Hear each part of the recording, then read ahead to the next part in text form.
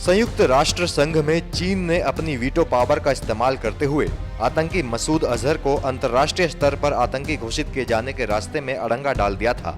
मसूद अजहर को आतंकी घोषित करने के निर्णय को चीन ने होल्ड पर रखा हुआ है, जिसकी समय सीमा अब खत्म होने जा रही है। इस सप्ताह के आखिरी तक चीन को मसूद अजहर और उसके संगठन जैश-ए-मोहम्मद के बैन पर अपना रुख साफ कर देना होगा।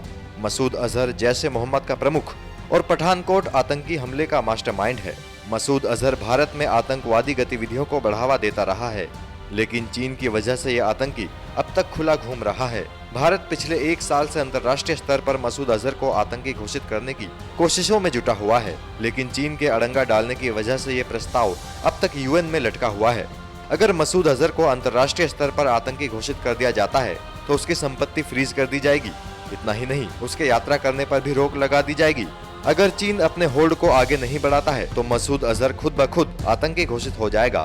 साथ ही जैश-ए-मोहम्मद भी प्रतिबंधित आतंकवादी संगठनों की लिस्ट में शामिल हो जाएगा। लेकिन अगर चीन अपने होल्ड पर कायम रहता है तो कमेटी इस मसले पर विचार विमर्श करने के लिए और वक्त लेगी। आपको बता दें कि यूएन के 15 देशों में चीन ही एक ऐसा देश है जिसने इस फैसले को होल्ड पर रखा हुआ है। सूत्रों के मुताबिक अब भी अगर चीन अपने रुख पर कायम रहता है तो भारत ने भी चीन को सबक सिखाने की पूरी तैयारी कर ली है।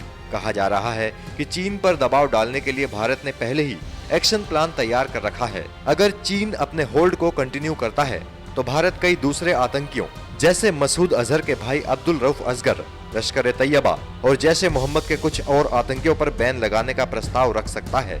इसके साथ ही भारत अंतर्राष्ट्रीय स्तर पर अपनी पीआर एक्टिविटी भी बढ़ाएगा, जो चीन की छवि के लिए खतरनाक होगा।